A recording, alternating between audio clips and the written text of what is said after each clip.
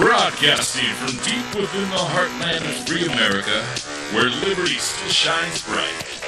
You're listening to On the Move with Mac Worley III. Hey, MacPack, we got a big show today. We're going to get right to it. Today's July 19th, 2015, and I first want to welcome you to the podcast. This is On the Move with Mac Worley. I, of course, am your host, Mac Worley. This is the show that attempts to inspire you to stand up for your rights. Today, we're going to be talking about the real cost of minimum wage. I also want to get into the Obama gun grab that's happening right now. He's making an attempt to deny 4.2 million people, Americans, the right to keep and bear arms. We're going to talk about that in detail.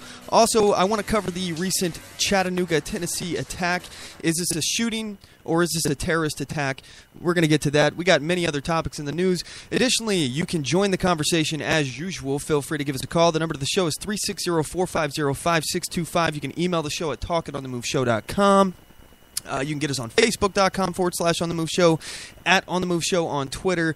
Again, the number is 360-450-5625. Feel free to light those lines up. Don't forget to check us out at our website, OnTheMoveShow.com, here at Spreaker.com/OnTheMoveShow, Facebook.com/OnTheMoveShow, YouTube.com/OnTheMoveShow, and Twitter.com/OnTheMoveShow. Also, just want to give a shout out to the 405media.com. Thank you so much for having us over there, as well as Haywire Gulch. I really appreciate you guys giving us the opportunity to broadcast on that network. We broadcast every Sunday at 5 p.m. Pacific Standard Time. That's 8 p.m. Eastern Standard Time live.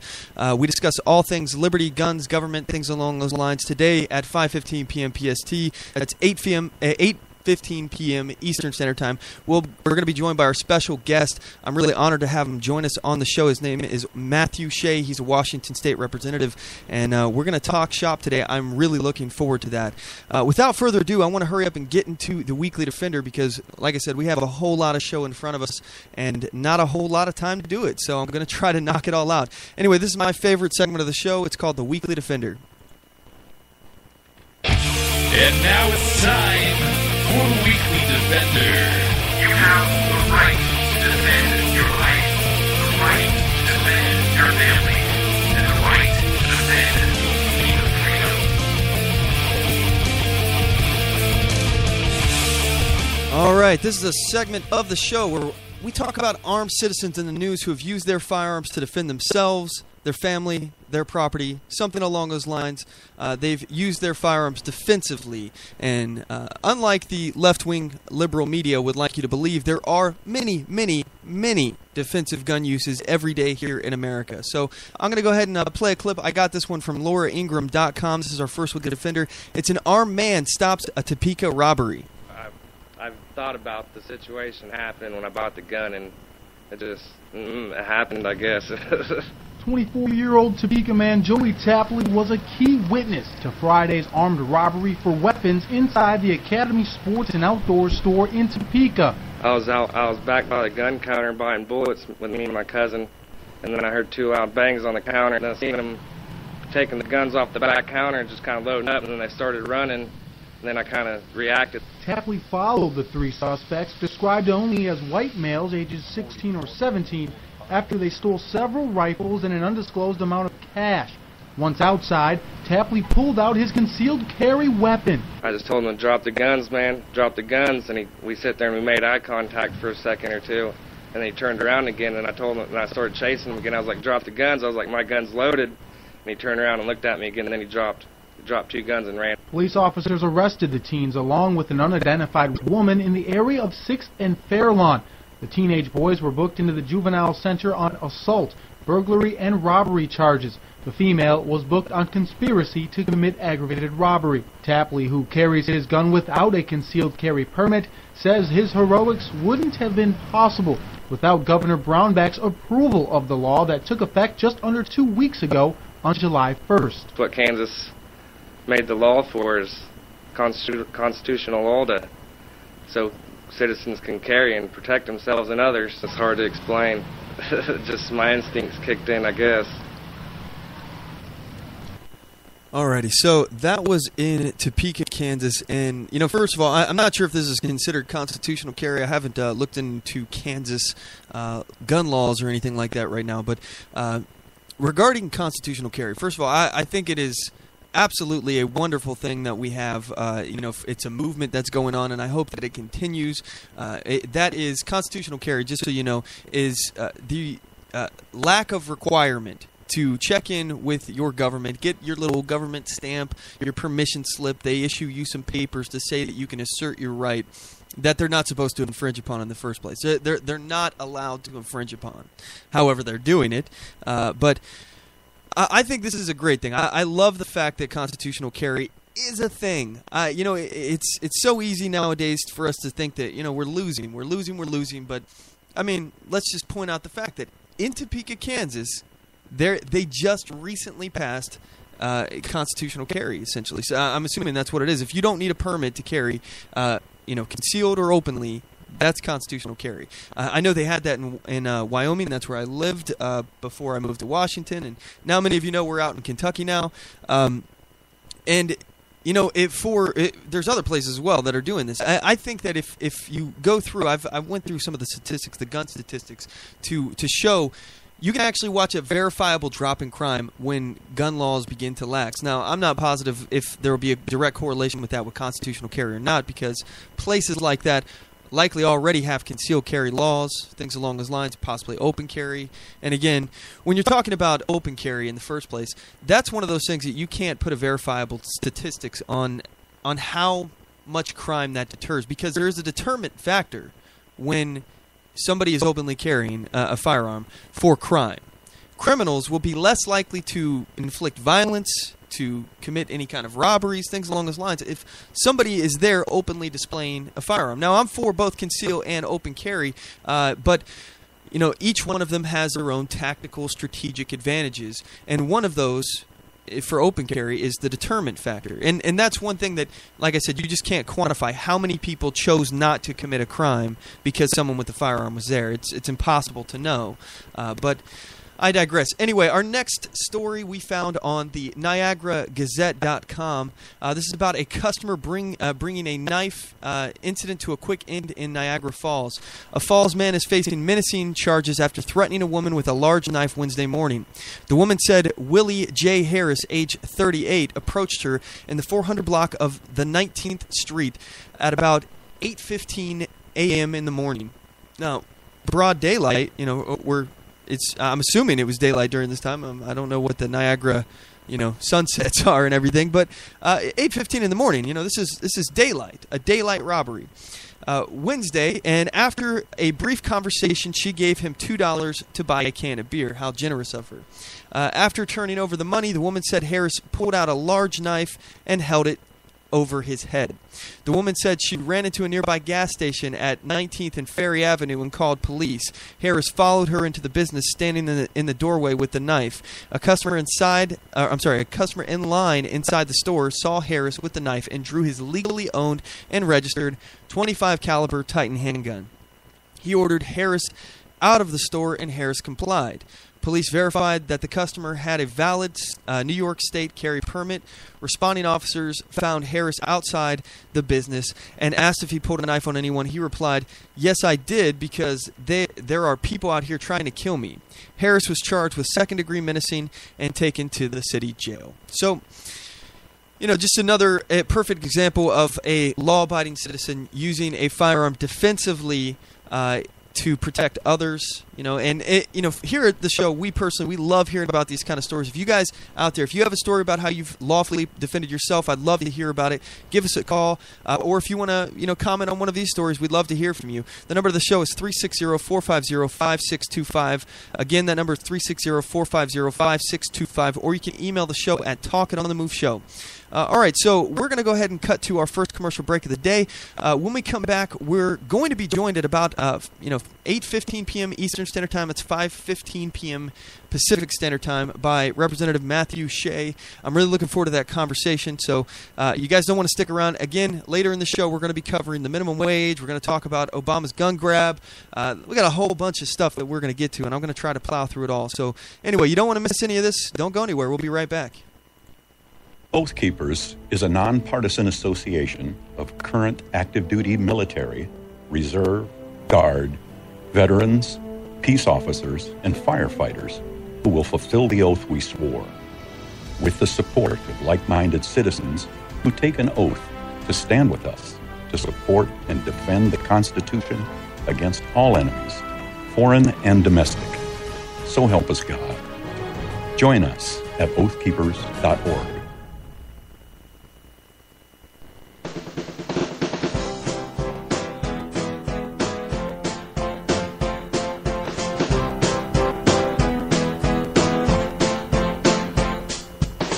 Support On The Move. Help us make this podcast bigger and better. You can do this by going to our store and purchasing one of our hundreds of products. All designs are original and made for patriots like you. Just go to cafepress.com/OnTheMoveShow. We appreciate your support.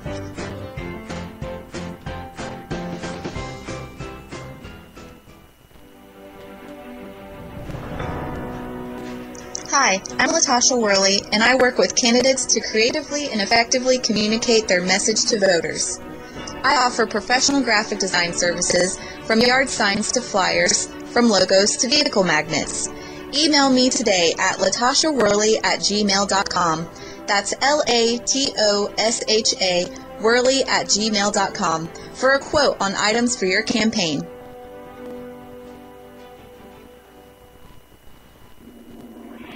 Broadcasting from deep within the heartland of free America, where liberty still shines bright.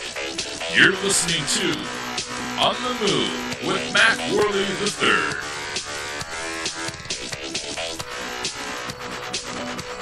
So I know it wasn't really on the agenda for today, but I just want to talk briefly about this Iran nuclear deal, something that we all need to be paying close attention to.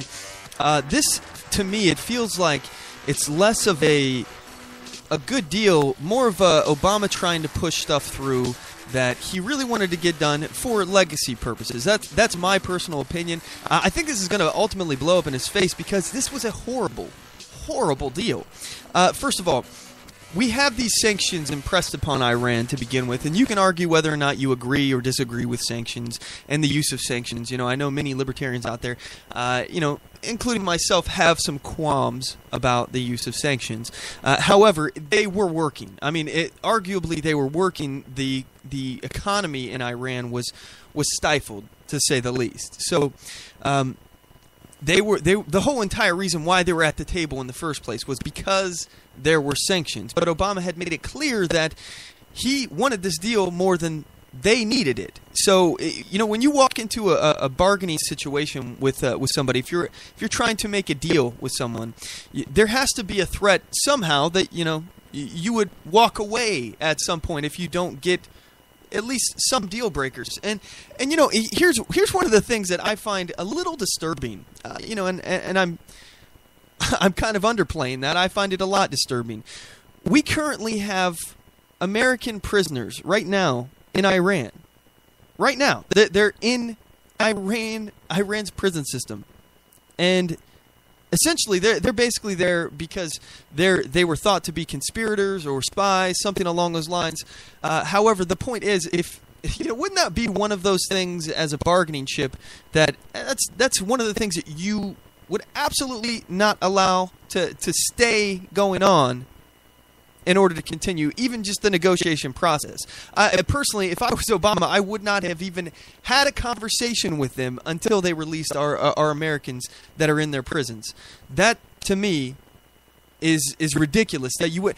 And you know, we talk about, okay, you know, we don't leave Americans behind. And let's look at the situation for Bo Bergdahl. We traded known terrorists, dangerous people, who will very likely end up killing more Americans, or their actions will result in more Americans being dead because they're going to go back to fighting the jihad against us. So, yeah, we did that for Bo Bergdahl, one person, but then he turned out to be a deserter and traitor, as many people thought that he was. So there's that. But we won't do that for a nuclear deal. Now, this was all supposed to be about, you know, preventing them from getting nuclear weapons. However, in my opinion, I think this is, at the very most, slowed them down. But it definitely has created a situation in the Middle East where there will necessarily be an arms race. There will have to be now, because what we've done is we said, all right, we have all these sanctions upon you right now, and if you do as we say according to this agreement. Basically, the agreement, first of all, legitimizes their nuclear technology that they're doing. So basically, the research and development that they're putting into this, all the stuff is essentially just been legitimized now. So they're going to continue doing it, but they're not allowed to develop nuclear weapons. They're not supposed to go into that part. They can do it for energy, but not for nuclear weapons. And we're told that we have now, according to the agreement, we have access for inspectors. However, it's not American inspectors. It's an international organization to inspect. And in addition to that, the craziest point here is that they have, I think it's up to 24, 25 days, something like that, to basically get in there to inspect. I think the initial part they had 12 or 14 days, if I'm remembering correctly, to basically respond for the first summons, essentially, for inspection. And then if that doesn't work out, they got like a week to change the date. And then ultimately all this stuff adds up to 24 days. It's almost a month. So, and we don't even have access to all of their facilities, just certain facilities, not all of them. So how difficult would it be for Iran to start another facility, or to even start doing this kind of research into nuclear technology, nuclear weapon technology, and the ones that we don't have specific access to? And even if we do have access to it, you don't think that a government could actually move stuff within a month? It's not possible. Of course it is.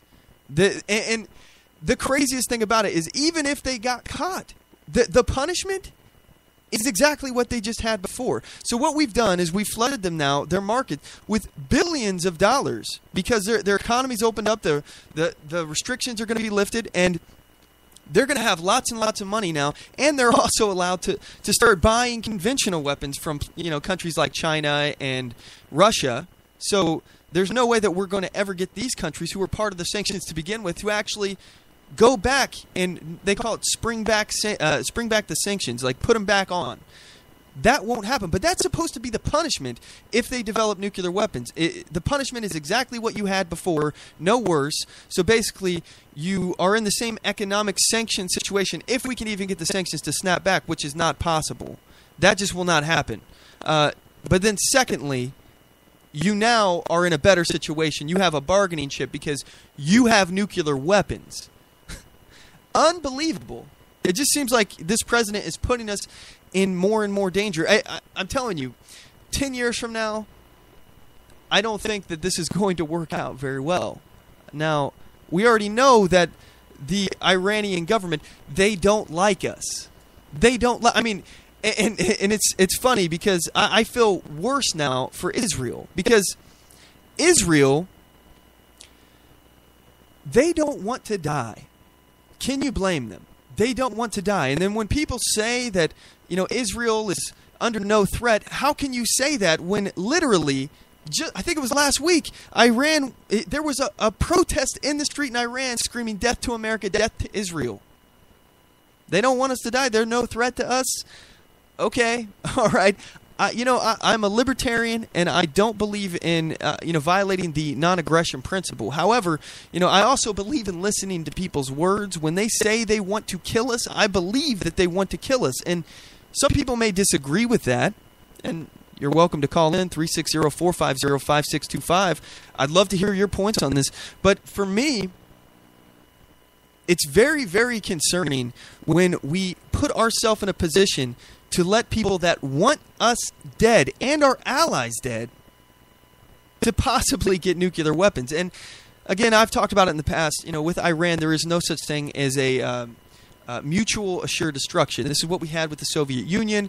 They shoot their nukes, we shoot our nukes, we all die. It's mutually assured destruction. It's bad for everybody. Bad business. So, of course, that is a good deterrent. But it doesn't work with Iran, because Iran, their ideology is essentially to set the world on fire in order to get their imam to return.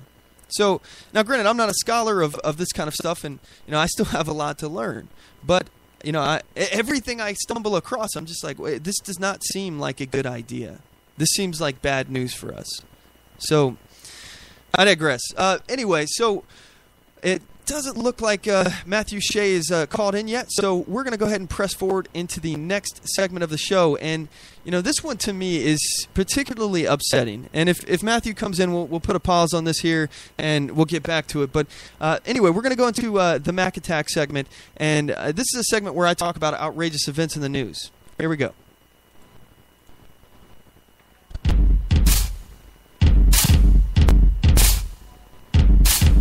It's time for the Mac Attack!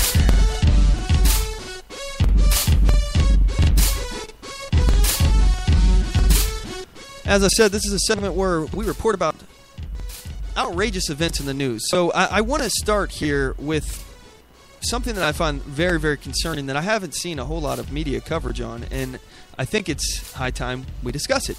The Obama administration's using the Social Security Administration to deny, or they're trying to deny, 4.2 million Americans the right to keep and bear arms. This is a story on the LATimes.com. I'm going to go ahead and read some of this for you here. And the story is titled, Obama Pushes to Extend Gun Background Checks to Social Security. This is by Alan Zarimbo. Oh, actually, it looks like we have a call here, and this may be Matthew Shea. We'll go ahead and take the call. Hey, caller, you're on the air. This is Mac Worley. Can you please give us your name and where you're calling from? Hey, Mac Worley. It's Matt Shea. How are you doing? I'm doing great. Hey, it's great to have you on the show. I appreciate you coming on. Absolutely. So first things first, Matthew, can you give us a little bit of background about you for our listeners, those who don't know who you are? Absolutely. I'm a state representative from Spokane Valley, Washington. I am a Army combat veteran. I spent 10 years in the United States Army in the cavalry and the infantry. I had a couple of combat tours overseas, one in Bosnia in 2000 and one in Iraq in 2004, 2005. And then I'm also the chairman of the Coalition of Western States, which is a group of legislators and grassroots activists from around the West that is trying to defend what's left of our property rights against the encroaching tyranny from the federal government. Yes, sir. Yeah, and you know that's one issue here that I stand fast on. When it comes to personal property rights and the government basically trying to encroach in every aspect of what we do, I know there are a lot of battlegrounds to be fought. For example, last week we had Tyler Truitt on the show. He's having his local government basically saying that he can't have his manufactured home on his property. And they basically condemned his property because it didn't have power or electricity from the state. And that was because they actually denied him the permit for that because it was a manufactured home, and they said that trailers weren't allowed on there. Anyway, long story short, they've condemned his home, and they're trying to prevent him from actually using his property in this way. Is there any property rights battles that are going on up in Spokane that you want to highlight? Well, there's property rights battles going on all over the West right now, but in particular up here in Spokane, Washington, actually I would just say eastern Washington, what we're seeing is kind of the same old story where you'll have the Department of Ecology, EPA, Conservation District, somebody come in, send a letter, and this happened in the Palouse here last year, where they send a letter to 1,200 farmers saying, hey, we want to come onto your property, and we want to inventory the, quote, original prairie. You don't have anything to worry about. We're not going to take your property. We just want to inventory the original prairie. And when you find out what that actually means, that means they want to inventory all of the plants and animal species on those properties.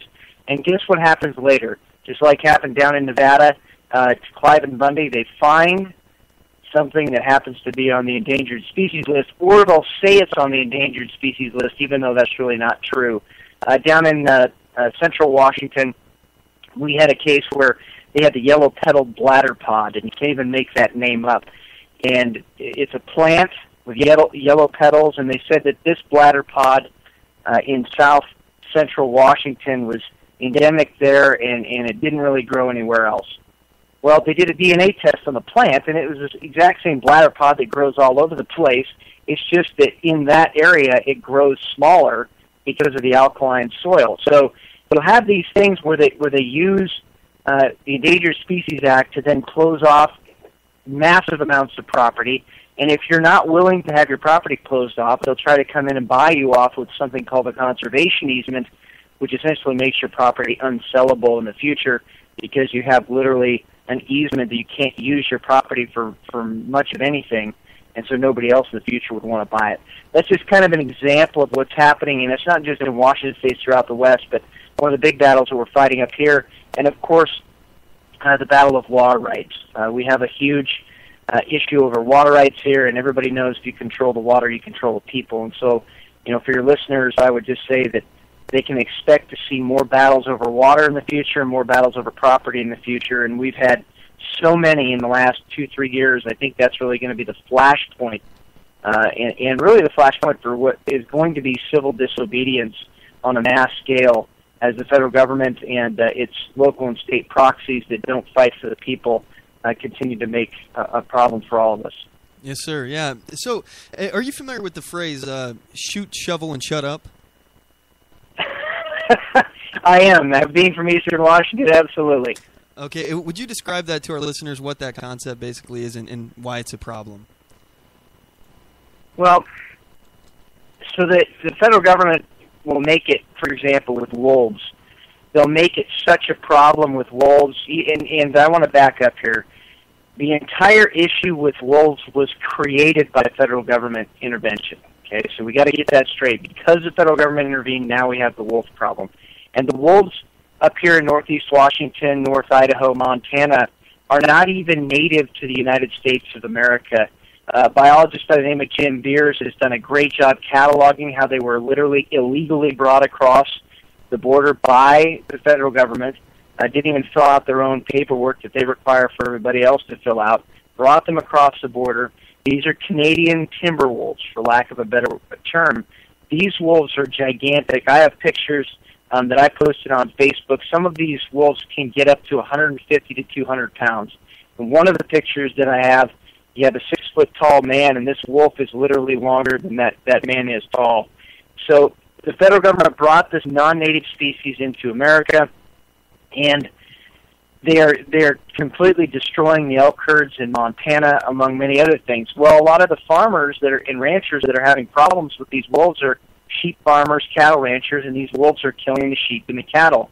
And what ends up happening is the government will refuse, one, to acknowledge that the wolves even exist and they're on their property, even though there's pretty clear wolf prints and pretty clear that wolves are the only thing that is going to kill a cattle or kill sheep in that manner.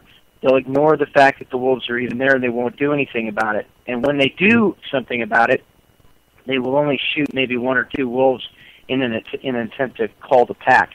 And the bottom line is there are literally hundreds in this area.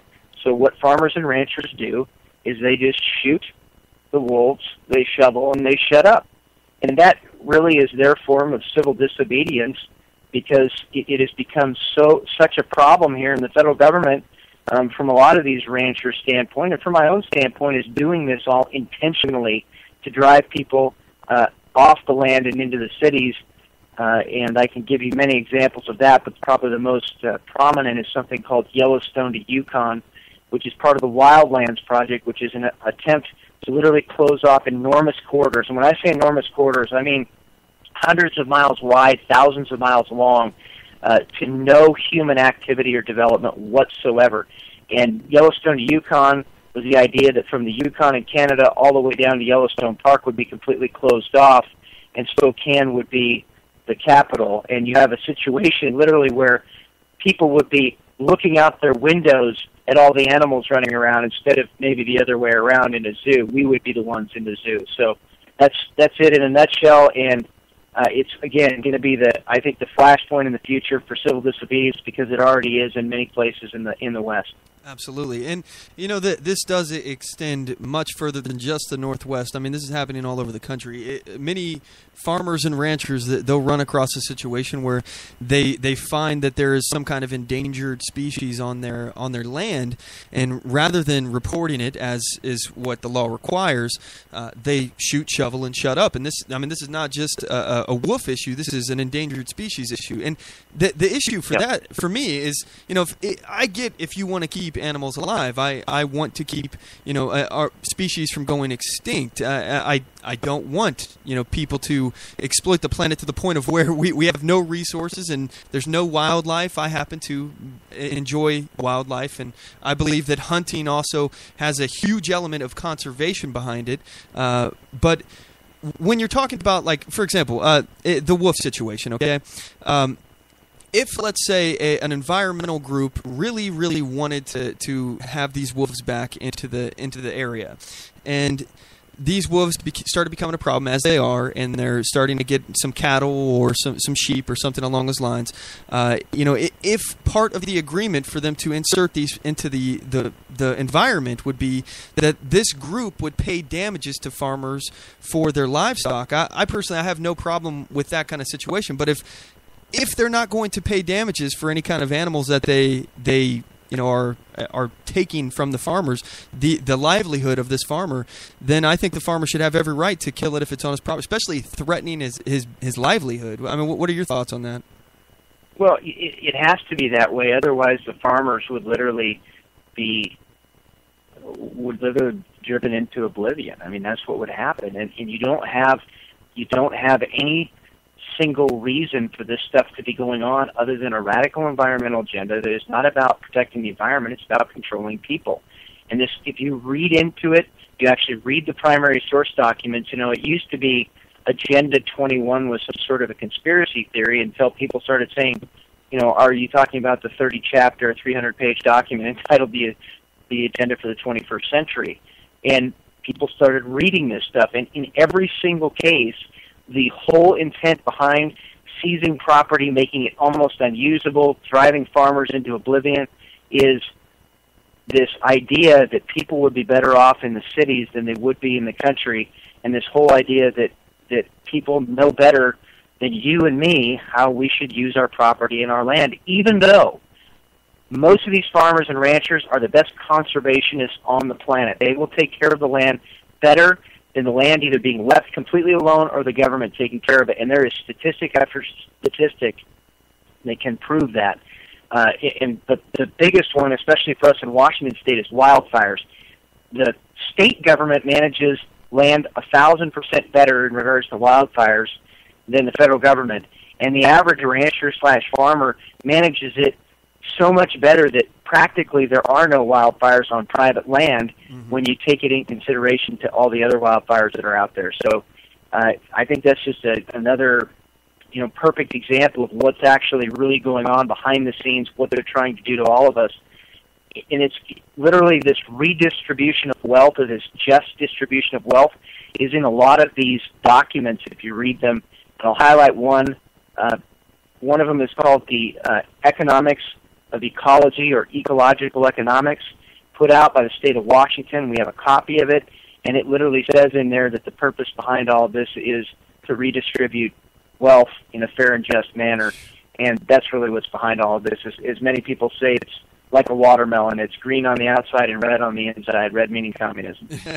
And I absolutely agree with the motive behind it. And it's clear when you look at, for example, the BLM land grabs that they try to do. One thing that they were doing with the Bundy Ranch, if I'm remembering correctly, I believe that was over a desert tortoise. Am I right? It was over the desert tortoise. Yeah, they actually did much better when cattle were around because it ate the cow dung, and that's how it survived better. Yes, sir. Yes. And as far as I'm looking right now, the BLM, they claimed that this was about this protecting this desert tortoise. However, they were set to kill hundreds of these tortoises as well. So, I mean, that's the thing. If they were really concerned about this tortoise, they wouldn't have been trying to off hundreds of them at the same time that they're trying to steal land. This is ultimately about land, trying to take away personal property, have the federal government take more, and put what once belonged to private citizens in the hands of the federal government or the state government. I want to shift focus here a little bit and talk about gun rights. Where do you stand when it comes to gun rights? Well, the Second Amendment is not just some pie in the sky theological, philosophical, whatever argument. It's something that you should exercise every single day, and there should be absolutely, and I can say this unequivocally, absolutely no restrictions on the right to bear arms with the exception of people that have been rightfully and in the right process adjudicated as mentally ill. There is literally no other restrictions that should be on it.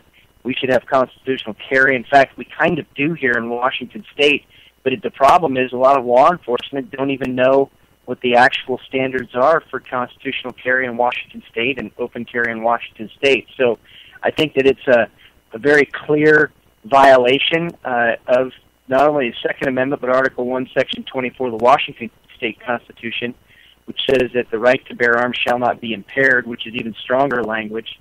The I-594 requiring background checks and all of this other contrivance and literally creating a de facto registry is completely against both of them and clearly violates the Constitution. Yes, sir. And do you know if there's anything in the works right now to repeal I-594, or is there any kind of headway being made in that?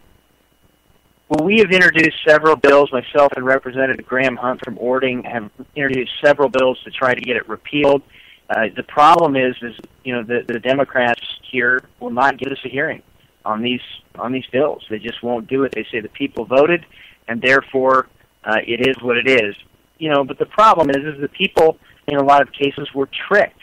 And if you read some of the materials that came out, they said that background checks is not going to impair your ability to bear arms, when in fact that exactly is what it's doing and what it is going to do.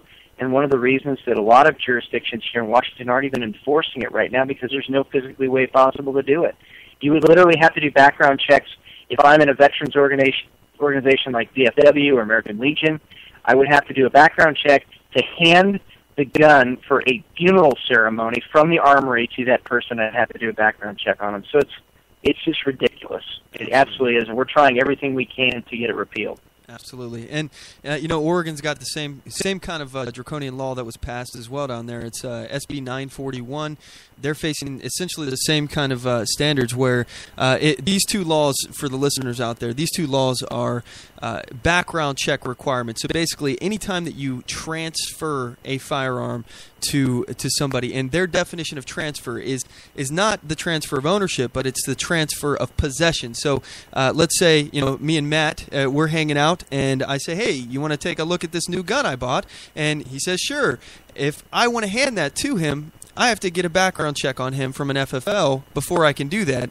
And then if he wants to hand it back to me, which, if he's just checking it out, he will, there's another background check requirement. And first of all, that's unenforceable. And second of all, it's a felony, 2 felonies actually, if you do not get that background check. So each time that you make that transfer, it's a background check. I find this completely unbelievable. And as you said, it is absolutely unenforceable. There's no way that criminals are going to submit to this kind of background check. Why on earth would a criminal who's stolen a gun to sell to another criminal to use in a crime, why would they submit to a background check? It just doesn't make any sense. It can't make any sense. It's ridiculously stupid. There's no way physically possible for this even to be enforced. And all it is, again, it's not about gun control. It's about people control. It's about preventing people the right to protect and defend life, liberty, and property. And that, to me, this is communism. This is part of communism, part of socialism, and I know people don't use the communist word anymore, but we absolutely should, because this is the furthest extension of that ideology. And when people are disarmed, they become very vulnerable to tyrants. In fact, it almost assures that a tyrant would take over if they're disarmed.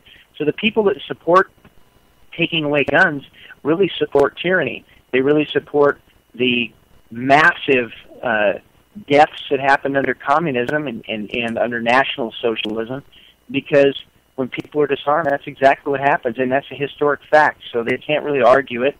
So they are supporting literally what eventually ends up hurting a lot of people, and I think it's criminal, quite frankly. Absolutely. And I would say that they support the victimization of law-abiding citizens, because this kind of law, these kind of draconian laws, they do not affect criminals in the least. In fact, they benefit the criminals, because they know that less law-abiding citizens are going to have firearms than before. One issue, and actually several issues I have with this, obviously, but when when you're enforcing this, basically you're just creating more and more red tape for the law-abiding citizens, discouraging them from getting firearms in the first place. Some of the people that maybe aren't extremely passionate about it, didn't necessarily have gunpowder in their blood or something, that they just wanted a firearm, and they maybe didn't want to work too hard for it. But now with all this red tape, they may not get it. In addition to that, one thing that I find is extremely disturbing is that this actually discourages gun education, because people who would have gone to like a firearms class, for example, they have to pay for background checks now in order to get this, unless there may be some stipulations where that's not possible. Like correct me if I'm wrong, but does I-594, does it have some stipulation if you're at an NRA firearms class or something that you don't have to get that? Well, it has some stipulation, but the problem is that, okay, what if it's a privately held class? So, for example, somebody comes to a gun range, they're a private instructor. Let's say they come across from Oregon, and it's not an officially sanctioned event, but this person's clearly an expert, and I hand them my firearm, and they hand me their firearm. We've just violated I-594. So the private instructor classes, and by the way, a lot of firearm instruction is done with private instructor classes because people just can't make it to NRA-sponsored events on particular days, etc. So this really, I think, throws a huge wrench into firearm safety, absolutely. Yeah, and for me, I think that the biggest issue, and I would say the most subversive part of this law, is the fact that it will prevent many people who wish to get involved with firearms, learn about firearm safety, get firearms education, and get people who maybe one day would have been competitive shooters or gun advocates or just people who love their guns. Now these people may have been discouraged and never got to find that passion for firearms and individual liberty that comes with it. And therefore, in the future, there will be less gun advocates to prevent more restrictions. Very well said. Thomas Jefferson said that your firearm should be the frequent companion of your walks, and the reason he said it is because it gets you into the mentality of freedom. The right to life, liberty, property, and the ability to defend the same. The first three don't really have any substance unless you have the opportunity and the ability to defend it. I totally agree with your sentiment. Yes, sir. So I want to talk a little bit about gun-free zones, especially in the wake of the, yes. the recent shooting in Tennessee. What are your thoughts about gun-free zones? Do you think they make us safer or make us less safe?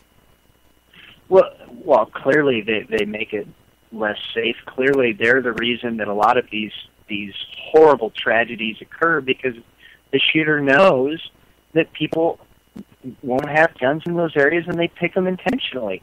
So I don't think we should call them gun-free zones anymore. I think, and I would advocate that we call them death zones, because it's exactly what they are. And everywhere we see one of those stickers, it would be great if we see another sticker put up that says death zone, because that is what these places are. And the fact, so let's give an example. If you had a Marine come back from World War II and be sitting in a recruiting center, okay, and be killed at that time by, let's say, a Japanese terrorist, all right, because they were not armed, it would be a completely different scenario. People would be in the streets, they'd be outraged, it'd be horrible. And here we have some folks that have come back from overseas, and we have these terrorists coming here, and they can't even be armed in the recruiting center? That's criminal. And these are our men and women in uniform who have sacrificed overseas only to come back and die on their own soil because they couldn't protect themselves. This should outrage every single American. We should have protests in every city. And in fact, we're talking about doing something up here in Washington State where we go down to the local recruiting center and we support those men and women in uniform, and we call on the local law enforcement, the sheriff particularly, to protect and defend these folks if the federal government's not going to do it, and they're not going to allow them to be protected by their own guns being possessed on those premises.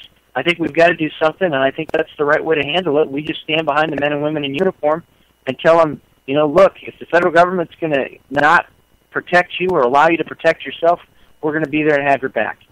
Yes, sir. Yes, sir. We got to cut to a quick commercial break. Would you mind sticking with us through the break so we can continue talking? Absolutely. I've got a few more minutes. Okay. All right. We'll be back in a couple of seconds here, guys. Don't go anywhere.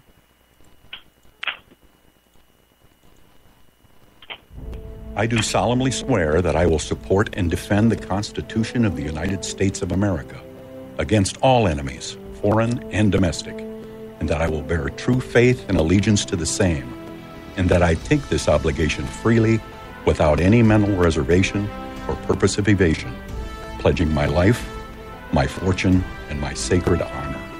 So help me God. Join us at oathkeepers.org.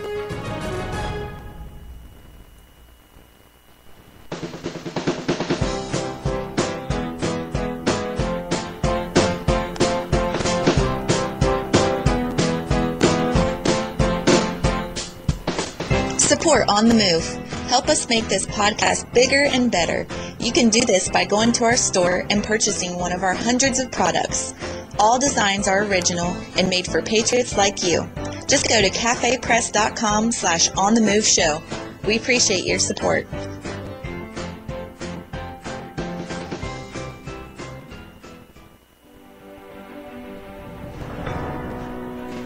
Hi, I'm Latasha Worley, and I work with candidates to creatively and effectively communicate their message to voters. I offer professional graphic design services, from yard signs to flyers, from logos to vehicle magnets.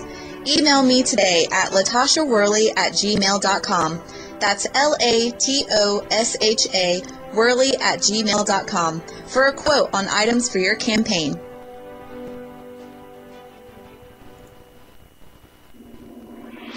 Broadcasting from deep within the heartland of free America, where liberty still shines bright. You're listening to On the Move with Mac Worley III. All right, we're back from break here, and we have Representative Matthew Shea on the line.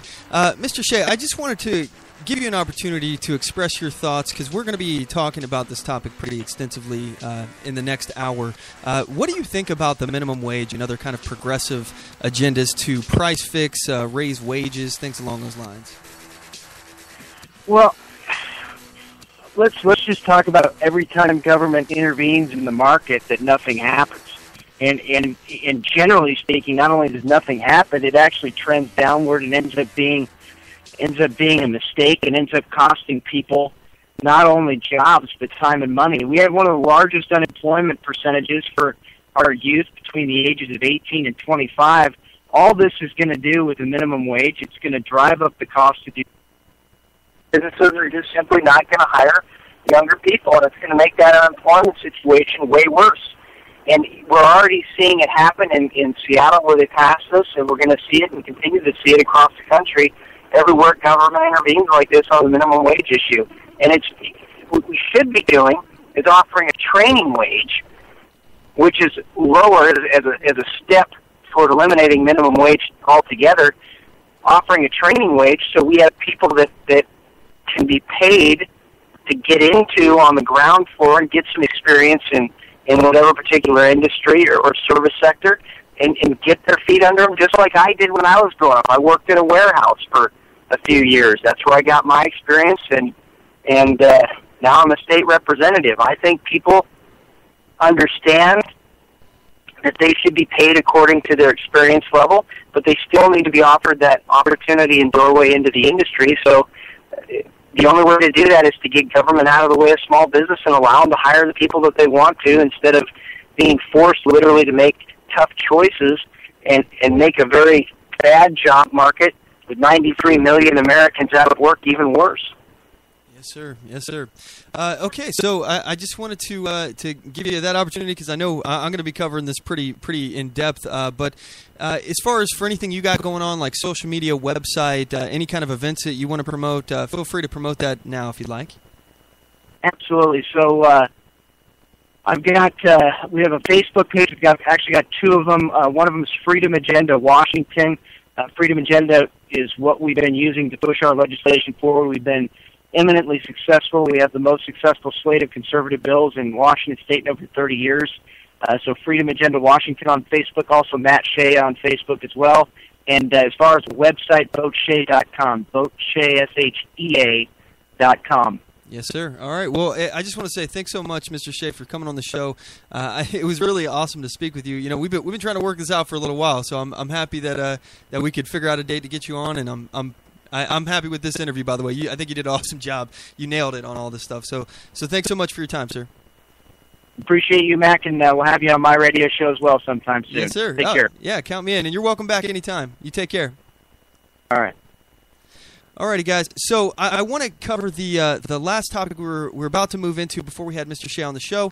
And by the way, I'm noticing there's about 10 minutes left in the first hour. So at some point here, if you're on the 405media.com, you're going to be ending the broadcast, because over on 405 they only cover the first hour. So I really do, just first of all, I just want to say thanks so much for you guys tuning in. I really do appreciate you guys listening. And if you'd like to continue over to the second hour, feel free. You can check us out on our website, OnTheMoveShow.com. We broadcast as our main hub for everything. Anyway, so I want to cover this Obama Social Security Administration plan to deny 4.2 million Americans the right to keep and bear arms. I think this is incredibly upsetting, and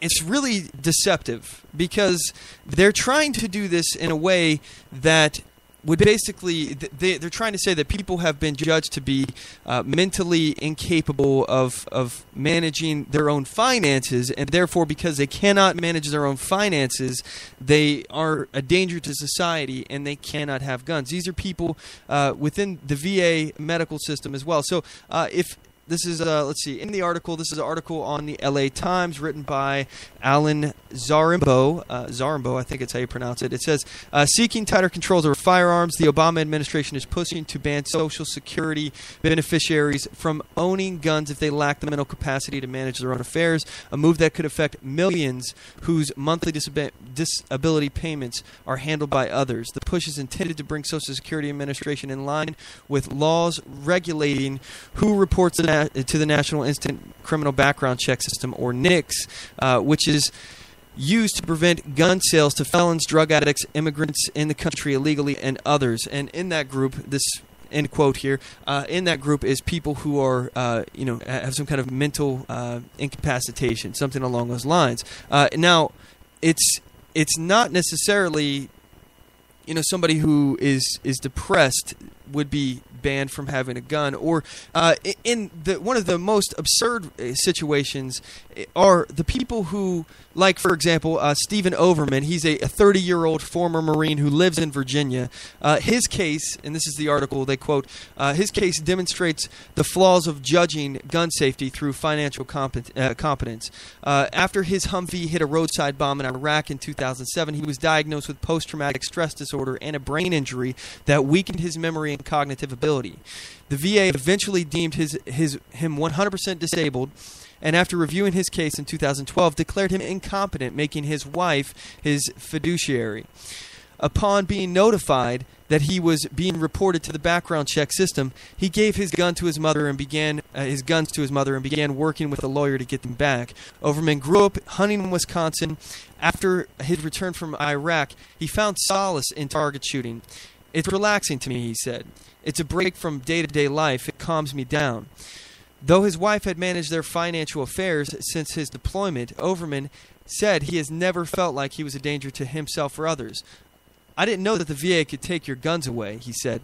The background check system was created in 1993 by the Brady Handgun Violence Prevention Act, named after White House Press Secretary James Brady, who was partially paralyzed after being shot in the 1981 assassination attempt on Ronald Reagan. The law requires gun stores to run the names of prospective buyers through the computerized system before every sale. The system's database contains more than 13 million records, which includes the names of felons, immigrants in the U.S. illegally, fugitives, dishonorably discharged service members, drug addicts, and domestic abusers. So, I want to hear your guys' thoughts on this. Feel free to give us a call. The number of the show is 360-450-5625. Again, that number is 360-450-5625. For me, I find this incredibly disturbing that they would essentially target those who served, and they gave a really big price. I mean, for example, those who are diagnosed with post-traumatic stress disorder, there's already a stigma behind it because, I mean, being in the military in general, I can tell you that, when you take a day off of work, you're not just getting a free day. If you went into the medical clinic and you had something wrong with you and you had to stop working, you aren't just getting a free day. Someone has to fill that spot. The work still has to be done. So essentially what you're doing is you're hurting the others around you. And that stigma in the military, I can tell you, a lot of people who have something that's wrong with them are afraid to say something. Number one, because they don't want to get pulled off of their job and make, the person working next to them work more, especially in a stateside situation. In a deployed location, they don't want to leave their buddies there. I mean, imagine you're going through this stuff, but you know that your friends that are there serving alongside you are going through stuff too. And a lot of people are discouraged from seeking help from that, and that's something that happens. It's unfortunate that they can't. They don't feel like, and not everyone feels like they can just go get help about it, and it leads to people not saying anything, and these things getting worse. These kind of conditions getting worse. However, it's much different when you start talking about a traumatic brain injury. We've had people on the show that have talked about PTSD. And some of the causes. By the way, Burden of Freedom, that's a movie that's going on illustrating the plight of those who are suffering through post-traumatic stress disorder due to serving in armed conflict. By the way, feel free to check them out. The movies, I think they're still shooting the movie. We had him on as a guest a few months back. It's been a while now, but I'd definitely like to check in with him and see what's going on with that. But to me, it just doesn't make any sense why people who have served their country, they've already sacrificed freedoms, whether or not we admit it or not. When people join the military, they lose a lot of the constitutional protection that they've enjoyed. They also lose leisure time. I mean, they lose the ability to control their destiny as far as where they're going to be. They are where the government puts them. That's where they are, and they don't know where the government will put them tomorrow. It could change. You never know. They could have joined the military to go one place entirely different than where they ended up. And on top of all the separation from family and things along those lines. I mean, it's a big sacrifice just to join the military. People are sacrificing a lot of the freedoms that so many of us take for granted. But in addition to that, they're essentially, I know this is a cliche, but this is true. They are signing a blank check. And they don't know what is going to happen. They have no idea where the government will send them, if they'll survive, what the outcome of this will be. So I find it just really disturbing to target veterans who have injuries or PTSD from serving in war zones, and then they come home and they're getting disarmed. This to me doesn't make any sense.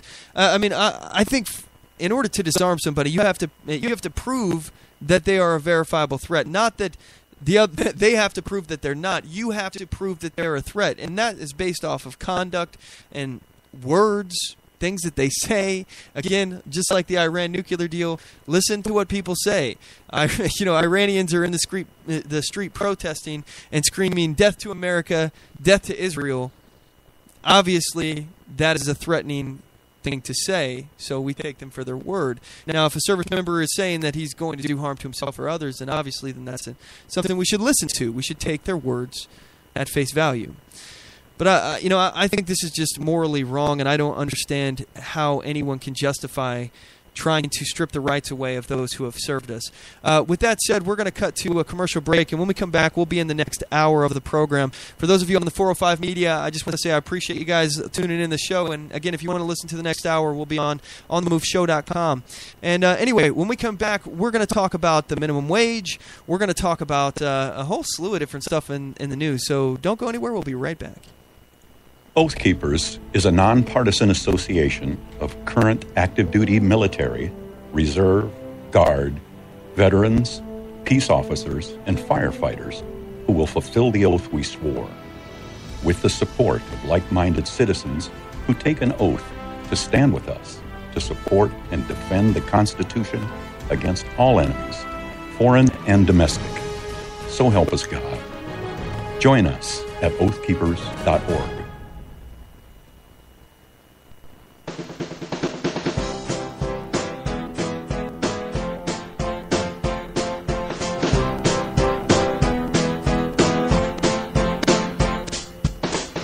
Support On the Move. Help us make this podcast bigger and better. You can do this by going to our store and purchasing one of our hundreds of products. All designs are original and made for patriots like you.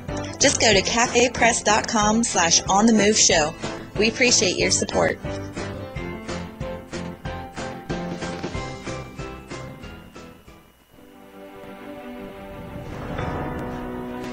Hi, I'm Latasha Worley, and I work with candidates to creatively and effectively communicate their message to voters. I offer professional graphic design services from yard signs to flyers, from logos to vehicle magnets. Email me today at latashaworley@gmail.com.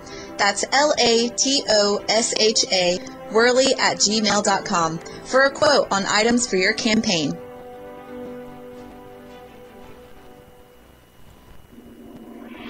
Broadcasting from deep within the heartland of free America, where liberty still shines bright. You're listening to On the Move with Mac Worley III. Welcome to the second hour. If you want to join today's conversation, you can do so in a variety of ways. The number to the show is 360-450-5625. Again, that's 360-450-5625. You can email us at talk@onthemoveshow.com. You can get us on Twitter @onthemoveshow. You can even message us on Facebook at facebook.com/onthemoveshow. Send your thoughts live. I will try to respond. I'd like to hear what you guys have to say on the topics we've discussed so far and what is coming up. So let's talk about the minimum wage. And in particular, I want to talk about the real costs of minimum wage. And obviously, when you're talking about employer costs, this isn't all that there is when you're talking about wages. There are overhead costs associated with just having property or a lease in a business, something along those lines, providing health care. And I'm not even going to get into the Obamacare conversation. We've had that to infinitum. However, just know that there is more to being an employer than just the cost of labor. Okay? So the real cost of minimum wage. I want to harken back to last week's conversation that we had with Allison Bricker. She was our guest on the show, and we were having a conversation about the minimum wage, and in particular, we were talking about Walmart. This was our Walmart conversation that we were talking about, how minimum wage affects small businesses and Walmart. And let me set up the background for this conversation. Basically, we were saying that companies that are big businesses, huge businesses that many leftists, for example, hate, like Walmart, for example. They hate those companies. They think that they're evil, greedy corporations, and they very well may be. I'm not talking about that right now. But the point of the conversation is that if a minimum wage goes up, a company like Walmart can absorb that minimum wage in a way that a smaller company, like a small local business, mom and pop store, they cannot. So those companies would either have to fire some people, let some people go, or go out of business entirely. And to illustrate this point here, I want to talk about this bookstore here, Borderlands Books. Now let me find this here. I'm going to open this up here. I'm googling this as we speak. This was a San Francisco bookstore closing due to the minimum wage. I've covered this before, but I think that it bears repeating. The San Francisco bookstore closed the minimum wage increase. This is an article written on thefreebeacon.com by Stephen Gutowski, February 6, 2015. San Francisco Borderland Books will be forced to close as the city increases its minimum wage, and its owner, Alan Beats, is tired of being criticized for talking about it. So let me see here. Let's see here. Most critics say, "How dare you blame the minimum wage increase for you closing?" He told the Washington Free Beacon. He had some words to say that I'm not going to say on the air. They're either calling me a liar or chastising me for telling the truth. Borderlands is a specialty bookstore that has been able to carve out a niche in San Francisco for the past 18 years. It has been able to support a staff of 5, most of whom have been working together for more than a decade. Beats said he's made a mere $28,000 in gross salary last year. With added labor costs, the city's new minimum wage will eventually impose on the business, and the fact that the books are pre-priced, leaving no room for price increases, Mr. Beats sees no way it can survive. So let me just point out also that they were an advocate, Borderland Books, they were an advocate for the increase of minimum wage, which ultimately led to their own demise. But let me tell you that, for example, Barnes & Noble, I'm sure Barnes & Noble is still in San Francisco, and though they may be seeing problems, they will eventually have to rise the prices of books. Now, in this circumstance, this individual could not raise his costs. It was a price fixed. He couldn't change the price of these. So because of that, he had to close his door. If you can't increase the price of your product to match the price of production or service or whatever you're doing, to match your actual expenditures, then you necessarily will have to close. And this is essentially what is called a marginal producer. Okay, so let's go backwards here. So back to that conversation from last week. Dave on Facebook, he had a comment, and I feel like I need to address that. And this actually sparked this conversation today. This is what has led me to go into this in much detail, because I feel that it needs to be discussed, because apparently there's some confusion on the issue, and there need not be. This is pretty simple when you boil it down to basic principles that are irrefutable. So Dave on Facebook said the female caller, he's referring to, again, Allison Bricker of LibertyTalk.fm. By the way, you should check them out, LibertyTalk.fm. The female caller argued against the minimum wage, saying it's bad for small businesses. Again, it is. He went on to say, so people should work for less than a living wage to protect small businesses. That's me done. Business first, people second. You're no better than Republicans. Okay, so I responded to him. I'd be happy to have a conversation with him, which, by the way, Dave, if you're out there, the number of the show is 360-450-5625, 360-450-5625. Anybody who wants to have a conversation about minimum wage as well, feel free. I'll give you your airtime. I'll hear you out. That is what this is about, is learning. I don't know everything, and I don't propose to know everything. But what I do know is certain principles that I have learned from others. I've read books, and I've tried to understand basic principles. So I think it's time that we discussed in detail the damage that minimum wage does, not only to the economy, because that's important to note. It does damage the overall economy, but it also damages each and every one of your pocketbooks.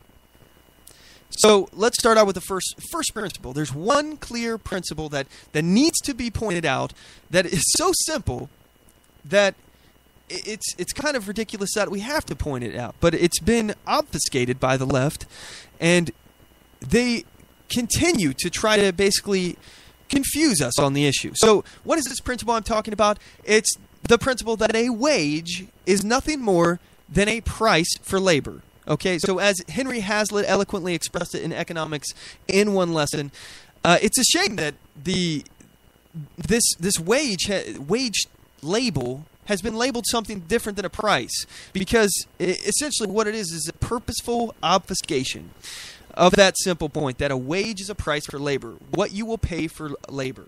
And again, before we continue, we need to just pound this point home. Wages are nothing more than prices for labor. All right? So, and we can get into the living wage before. In fact, let's actually talk. What is a living wage? A living wage is something that you can live off of. That's the term. But people say that you should be forced to work for less than a living wage. And this is what Dave is saying, is that he disagrees that you should be forced to pay to actually work for something less than a living wage in order to protect small businesses. But I'm going to cover how this not only is detrimental when you force small businesses, or all businesses in general, to pay more than the value of somebody's production, then you're not only damaging the business, but it has trickle down effects essentially to your pocketbooks, and we'll get to this. Anyway, so again, wages are nothing more than prices for labor. Just want to pound that home. Okay, so what drives prices for everything in general? Okay, because we're talking about prices for labor. Let's talk about just what changes prices. Why do prices go up? Why do prices go down? Well, It's an economic principle called supply and demand. I'm sure you all are aware of this. I'm sure I'm not telling you something that you're not aware of, but supply and demand are what changes the prices in the free market of goods and services. So, for example, if there's a limited supply of something, an item, a good, then that price for that something will go up. It necessarily has to, because people have to make money off of it, first of all, but it's also a way for the market to essentially correct itself. So let me explain. A great example of this is the advent of personal computers. I'm sure many of you are aware of what you can pay nowadays to find a good PC. And I'm not talking about desktop tablets, although these prices are dramatically cheaper than they used to be as well. But one of the first personal computers, they cost around $10,000 each. $10,000, and it's because there weren't very many of them being manufactured, and because of that, the producers, the business making them, has to get money for it. If he was charging, like, instead of $10,000, let's say $1,000, he wouldn't be able to afford the overhead to only produce a couple computers. So he has to charge a lot of money until the demand goes up, and if more demand goes up, then he can start charging less, because now he's able to have more turnaround when it comes to this product. You see what I mean? So, and that's exactly what happened in the modern computer era now. You know, we see personal computers. I just recently bought a computer on eBay that is massively better than any computer I've had especially, 10 years ago. This computer is massively better than a computer I had 10 years ago. Leaps and bounds. And I think I paid $99 for it on eBay. $99 and free shipping, by the way. You guys should check out eBay if you're looking for personal computers. I don't understand why anybody buys a laptop or tablet anymore. You can get a much better bang for your buck when it comes to computers from just buying PCs. It just, I don't know. I don't know. I'm never going to buy a laptop again. It's outrageous. But I digress. I'm going off into the weeds here. But that's just one example of it. So when the demand for personal computers went up, the cost went down, and the associated materials with that again went down. So let's talk about price fixing, because we were talking about that with Borderland books, and there's other areas that the government actually restricts price raises. So price fixing is essentially when the government tries to prevent only the rich from being able to afford a product or service by fixing prices. And not only does this idea not work, it essentially actually enables those who have more money to buy more of that item, which was already in a limited supply. So, for example, let's just say, gasoline. Okay, if gasoline was such a limited supply that it was, like $1,000 for a gallon, and only the super rich could afford to buy gasoline, the super rich wouldn't be buying a wasteful supply of gasoline.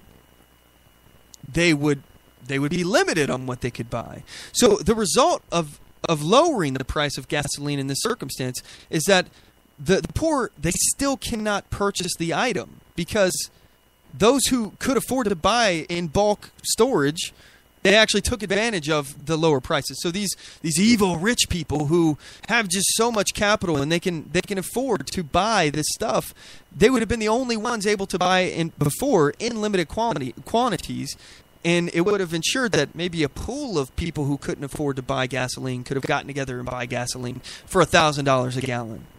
Perhaps that's something they could have done, but now they can't even do it at all, because now these rich people have bought up all the gasoline. There's already a limited supply. That's why the price went up. So with price fixing, you have to pair it with rationing, which essentially is meant to prevent people from buying up more than their, I'm using air quotes here, guys, fair share. More than their fair share. But rationing is a conversation for another day, I suppose. I'll get into that another time. I don't want to really dive too deep into that, because we're talking about minimum wage. But before we get to that, we got to talk about high prices and price gouging. Okay, so the high prices, it actually discourages buyers with more capital, more money, from buying up the entire stock of a product, which was already in a limited supply. That was why it went up. The supply limited, the demand is still there or increased, And, people call this price gouging, where, vendors may sell, let's say there's a general store. Let's say there's some disaster going on, and there's a general store.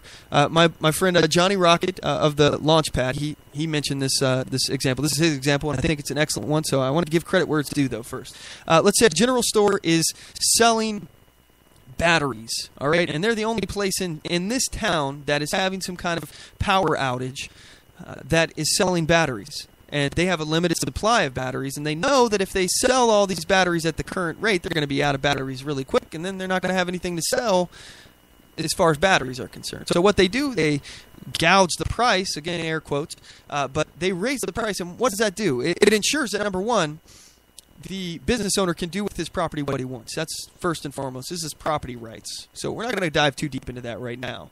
But in addition to that, it ensures that, all of the rich people, the people that could afford to buy all the batteries in the store, don't come in there and clear out the shelves in one go. So basically what it does mean is that for this store owner being able, let's say he made $500 for a pack of batteries, all right?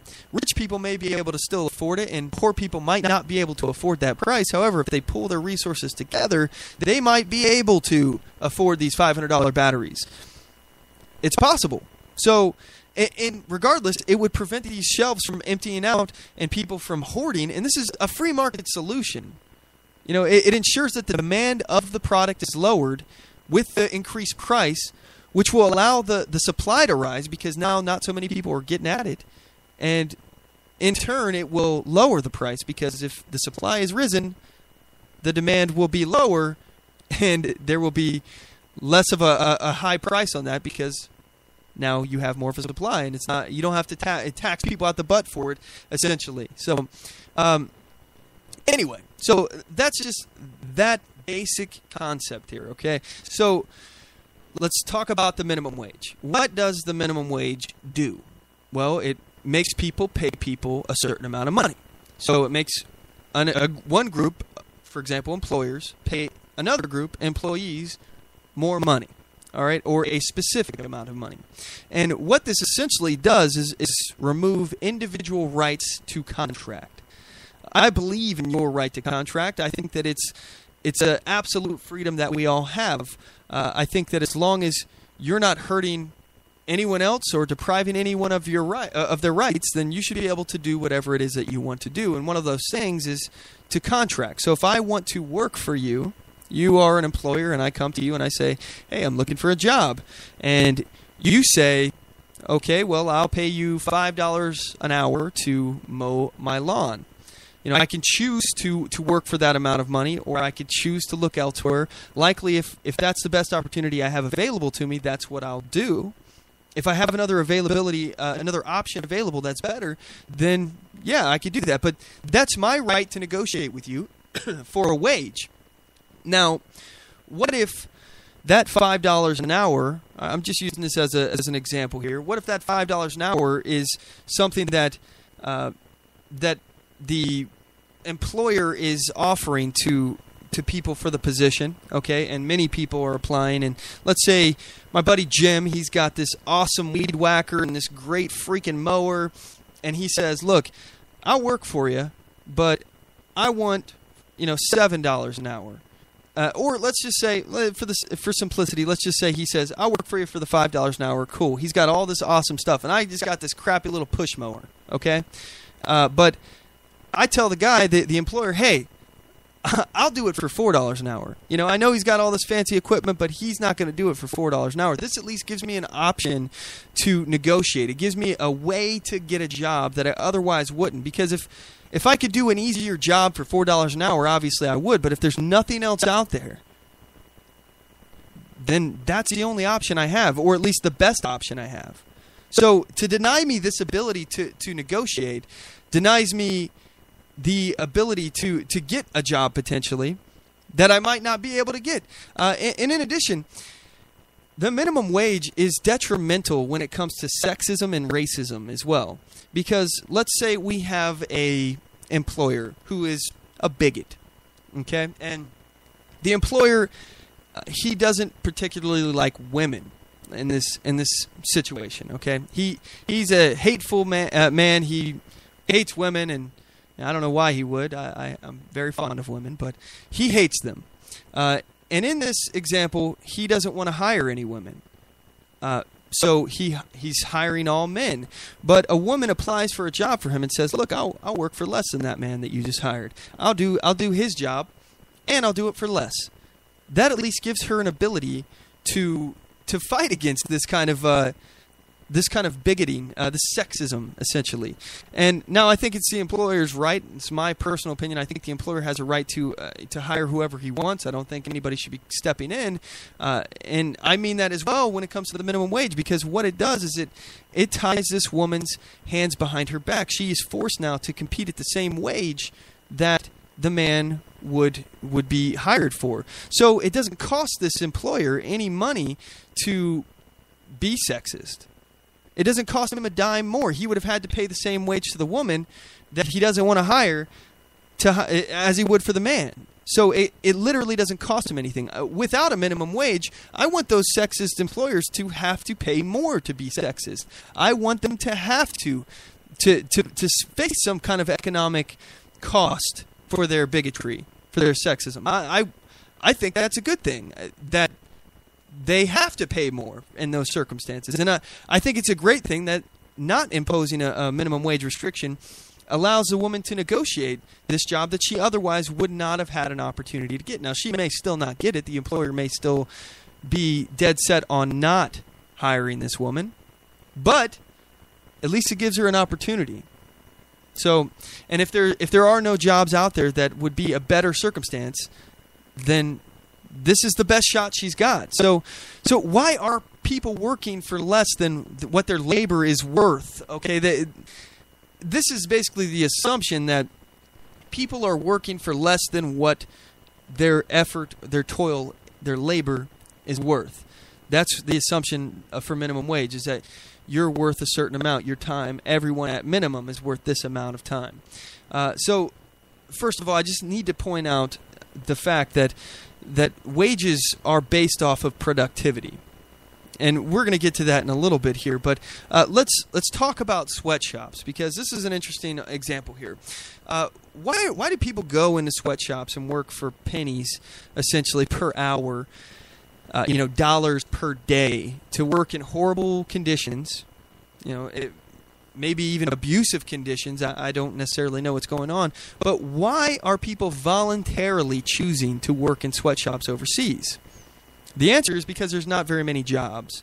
They don't really have any other alternatives. All the other alternatives are simply just not as good as the ones that they currently have, at least the job that they currently have. So to force them, the employer, to pay somebody more money could potentially lead to some ill effects, and we'll get to that, and those are the loss of the job in and of itself.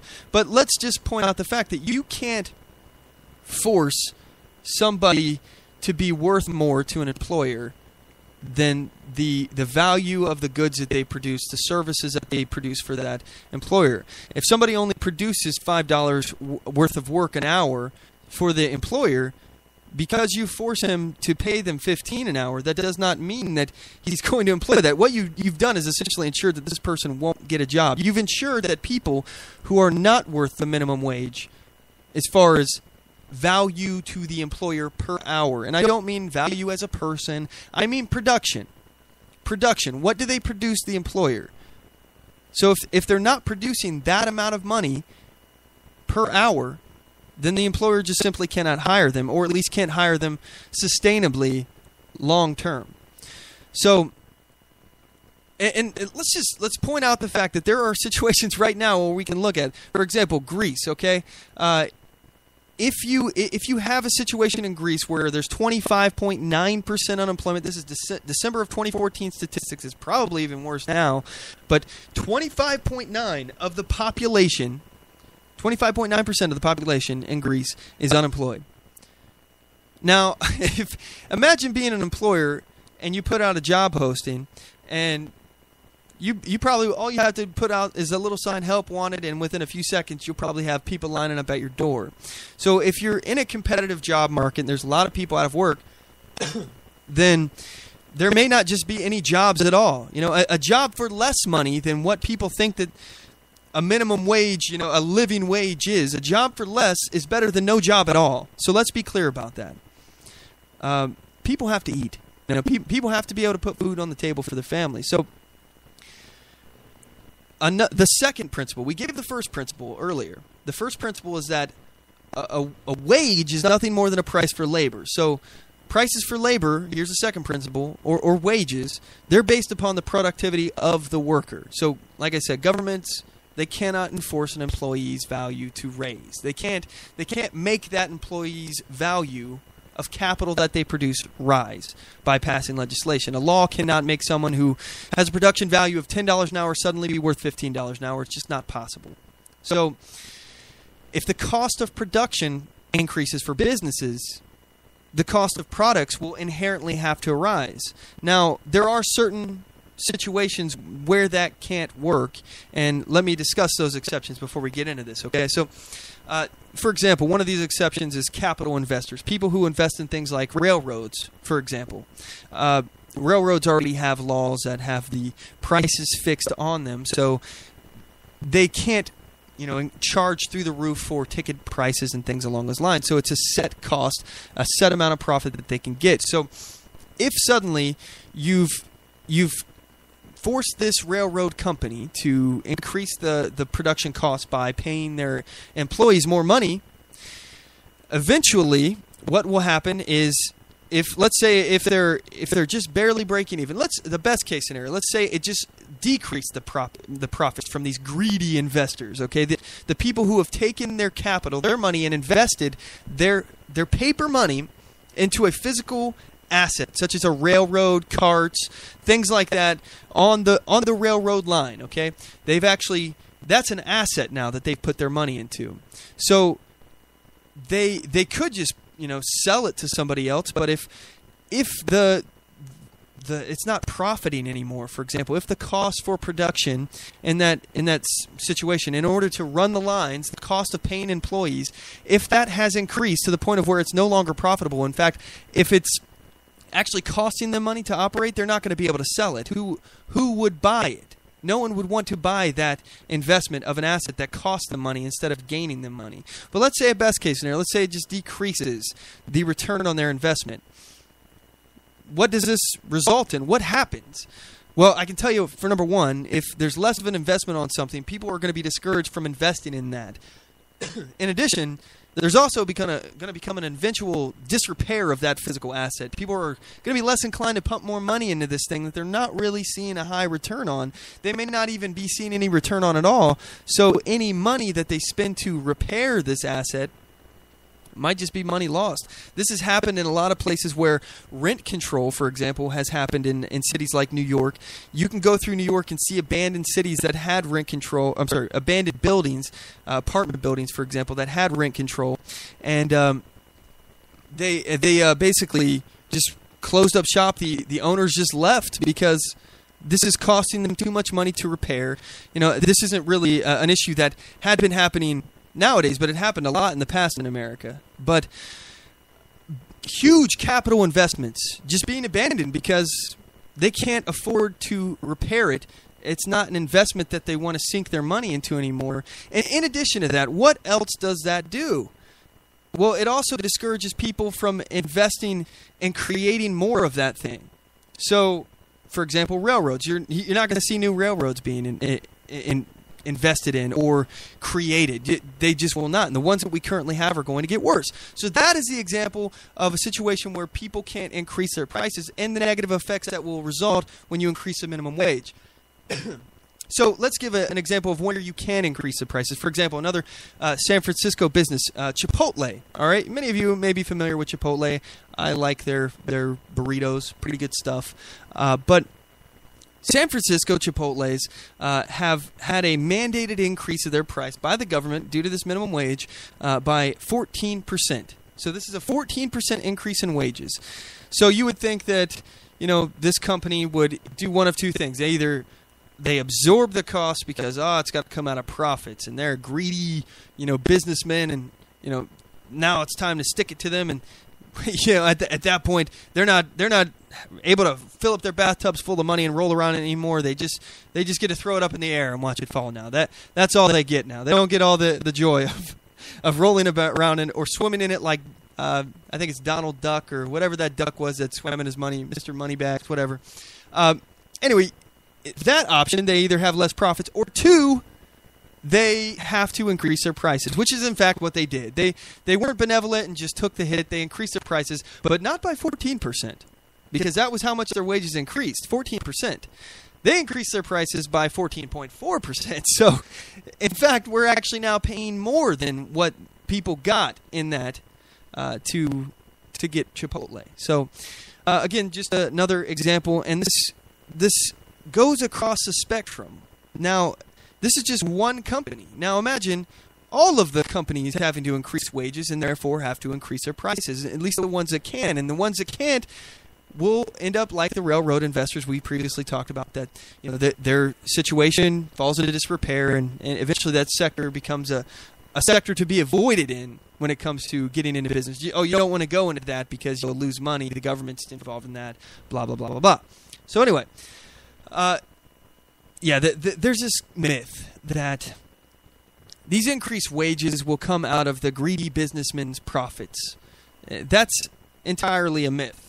It just will not happen, or at least not over the long term. What it will do when you increase wages is, as I said, you'll push the marginal producers, the mom and pop stores, the local small businesses out of the market, because these are people who we're already not as efficient at producing whatever the good is. It's, for example, some of these mega stores, the big box stores, they may not have been able to have the deals for suppliers that these stores do, so they don't get as good of a deal. They're not able to pass that savings along so much to the customer. So their prices are already, harder to compete with when it comes to big box stores. I've seen that stuff firsthand. I've talked to many small business owners that cannot stand it when a big box store moves into them, and they hate these people with a passion, a fiery passion.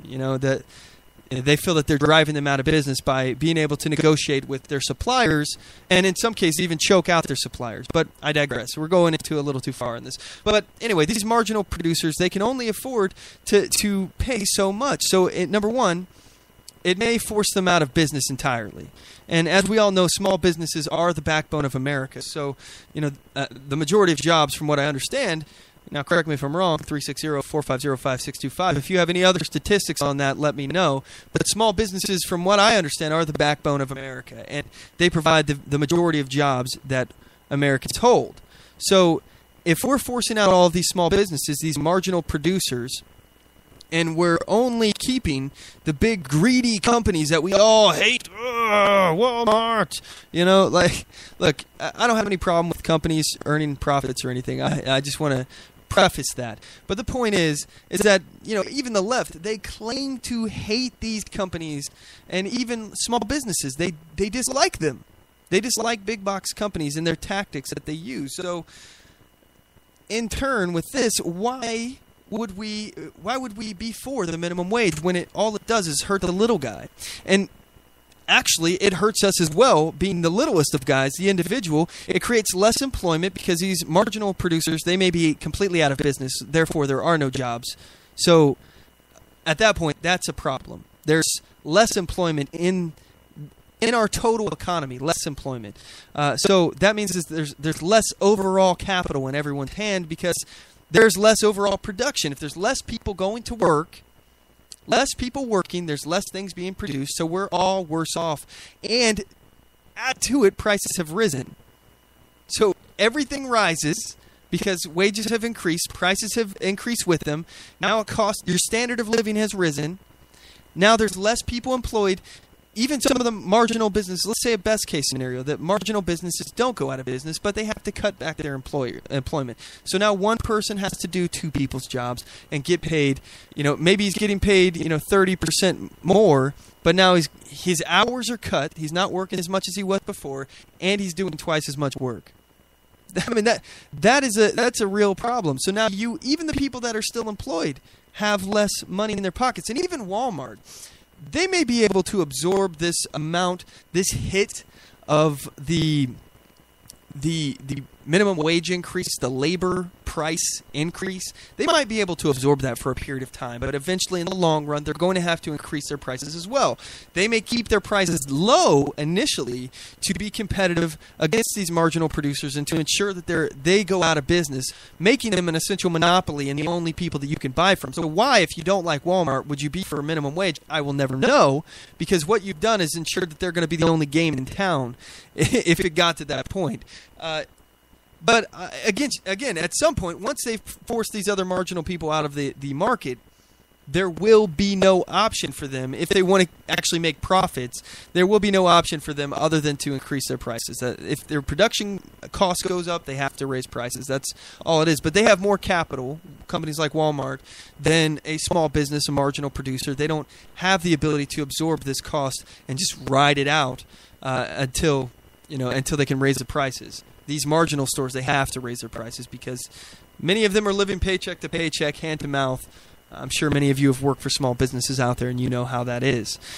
So, but let's also talk about these greedy companies like Walmart and things like that. For example, let's talk about monopolies. Okay, monopolies in general, by the way, actually have some of the historical highest paying jobs in those markets at that time period. If you look at areas that were considered free market monopolies, which are rare and far and few between, they're producing more. So in order to produce more, they have to pay more. They have to get more people. They have more of a demand for people to work for them. So in order to get that demand of people working for them, they have to supply people with money, and that will give more people in there, more employees coming in. So you have to have some kind of incentive to get people to work for you. So I digress. Anyway, companies like Walmart are able to benefit, as I mentioned, in numerous different ways. But one thing that is penalized, and Matthew Shea, he mentioned this earlier, minimum wage penalizes those with no job experience. It essentially makes it so that somebody who is in a competitive market where there is a lot of unemployment, because we've talked about all the things that were created by the unemployment, the people losing their jobs, the marginal producers being pushed out, all of these things. Even companies like Walmart may even downsize their employment, their employees, just so they can, reduce costs and things like that. So, in addition, now there's overall less people working because less people are employed now, and now less people have money. So this extends out to all other sectors of the economy. So imagine, if the overall economy is producing less, that means that the overall economy has less money to spend. So therefore, employers who are, let's say, I'm trying to think of a good example here. Let's say a small grocery store, all right? If they don't have any money to spend on upgrades to their services or something along those lines, let's say they were going to buy a automatic checkout machine, those kinds that the U-scan machines that you check them out yourself for your groceries. They were going to do that. And because they now can't afford to buy those machines, maybe they only buy one and they lay off some cashiers to pay for that. But maybe they wanted to buy a bunch. Maybe they wanted to buy 10, and now they can only afford one. Well, the people that were producing those machines now are going to have less of a demand for those machines because there's less people buying them, because less people have money. Less people are able to put money back into their business or spend it in other areas of the economy, which again stimulates the economy, creates jobs. When people are spending money, that creates jobs. So again, production creates wealth, and wealth being spent creates jobs. So we're penalizing in this market here that has been saturated with unemployment now. We're penalizing those with no job experience because they can't find a job, because the increased unemployment created a flood of qualified candidates competing for a limited number of jobs. They cannot compete, and they in this circumstance they might have been able to compete if they were allowed to offer less of a wage for that job. I know there's thousands of people that want this job, but I'll do it for less. I will do it for the least. At least that gives them the ability to compete. And they should be offering to do it for the least amount of money because they have no job experience. Everyone else that would be a more qualified candidate has job experience, and therefore they should be earning a higher wage. They've earned it. They either went to school, got a degree, learned something, had some hands-on skill with it. They got experience. They've had a history of being able to show up on time and work. Those are really important things that you get from just life experience.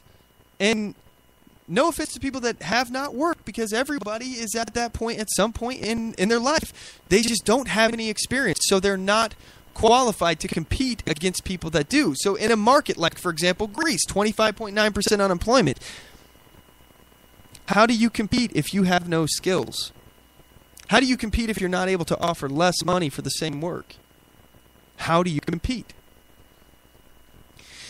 And another thing that we've penalized when we initiate a minimum wage. So for example, let's talk about the $15 minimum wage, okay? We penalize those people who have already worked their way up to $15 an hour.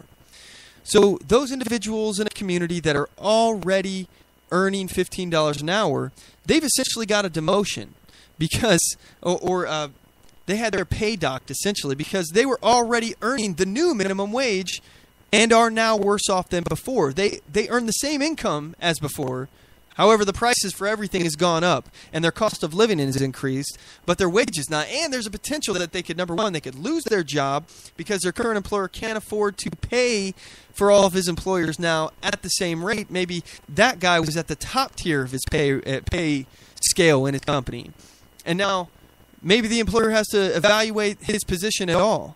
Maybe he may just lose the position because now if I gotta pay everybody $15 an hour, I might as well move somebody up there who's not going to complain about getting the same amount of wage as everyone else now for the same work. So maybe they'll put somebody else up there. In addition, that company may go out of business. You never know. So they're worse off than before because everything in the market has increased. Prices have gone up, and their income hasn't. We've punished them. And these are the people that have earned their way up.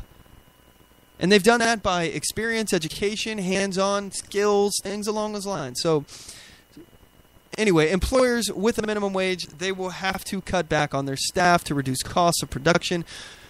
But also, that reduces the production itself, which again is more unemployment. As I mentioned, wealth is created from production. And when you reduce production, you are losing wealth. You create jobs by spending wealth, and reduction of wealth reduces spending in all areas of the economy, and once again, that lowers employment. So anyway, I feel like we've covered this pretty in detail. I'm happy to have a conversation with anybody about this. If there's any areas that you guys disagree, perhaps you think I'm wrong, perhaps I am wrong entirely, I would love to hear from you. Please give us a call. The number of the show is 360-450-5625. Again, that number is 360-450-5625.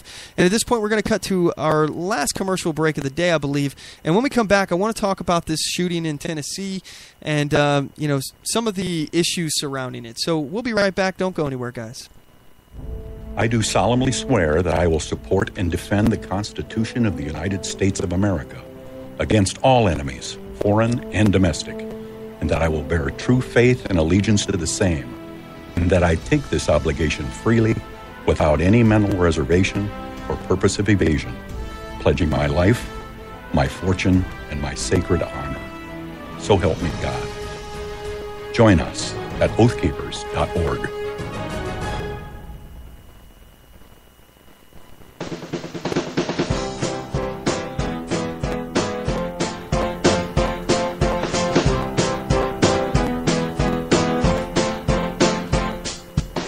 Support On The Move.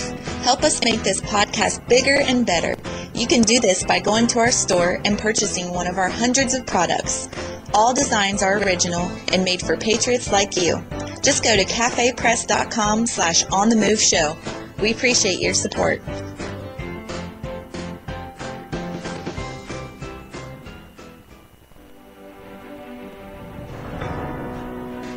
Hi, I'm Latasha Worley, and I work with candidates to creatively and effectively communicate their message to voters.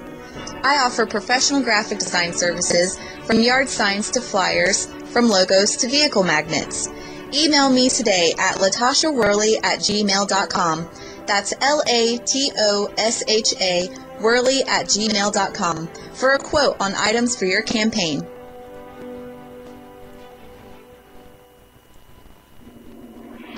Broadcasting from deep within the heartland of free America, where liberty still shines bright. You're listening to On the Move with Mac Worley III. Hey, we're back. So we got a comment here from Ryan, member of the Mac Pack, by the way. I want to shout out to Ryan. He says, I have 2 BS degrees, business administration and business accounting. I am also halfway through 2 master's levels degrees. I currently work at a national retailer for $11.75 an hour. With part-time hours. I like the fact that uneducated individuals think that their time flipping burgers is worth more, or is worth $15 an hour. So, you know, I don't have any issue with somebody saying that their time is worth something. You know, you could say that your time is worth whatever you want. If you think that your effort, your sweat, toil, blood, sweat, and tears, if you think that it's worth $15 an hour, if you think it's worth $1,000 an hour, that's fine. That's what you value it. That's good. You can choose to not accept a job for that amount. However, if your skills only equate to a certain production value for an employer, you can't expect an employer to pay you more than you're worth. All that minimum wage does is force people who aren't able to transfer that their skill over to some kind of marketable value.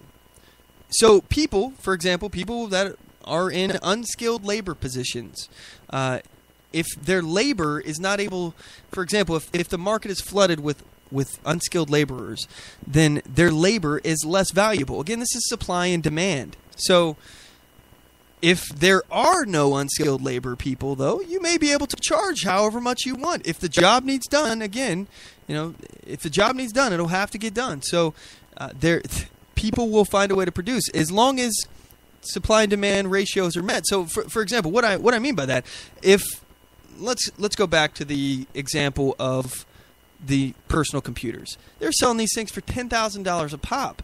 Now, I guarantee you that the people building these things were smart people, but let's say if there was a product similar to this that had a very limited supply and, you know, it didn't take much but unskilled labor to do. All right, now unskilled labor to get the product out to the market. And you were in an area, it was confined to an area with a low population. Like, for example, here, I can give you a great example here. The oil fields out in, I think, the Bakken oil fields, and there's oil fields that are in Texas and things along those lines. There's areas around the country that are in Montana and things along those lines where there's big oil and natural gas booms. And you'll find in these areas that are not being enforced by a government mandate that these companies out there that have to compete with the oil fields, like Walmart, for example, or Subway. The oil fields are an extremely high-paying job, and they attract people with low skill because you don't need to have a college education to work in the oil fields, and it's great money. It's really good money. So it attracts people to that. So these marginal, or not necessarily marginal companies, but these other companies, even bigger companies, they have to raise their prices to attract employees. It's supply and demand. There's a limited supply of employees, and you know there may be a very high demand for these employees. So in order to get them, they have to increase the price of labor. That's what they do.